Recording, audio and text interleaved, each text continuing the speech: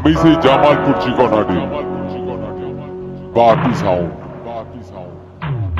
এই তো তোদের এলাকায় এসেছি। আরে চল চল, বাজা বাজা।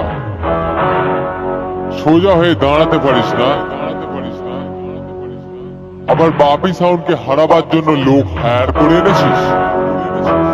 তোদের লজ্জা হওয়া উচিত। একটা কথা মনে রাখবি, নাম আমার বাপি, বাড়ি চিকনাটি।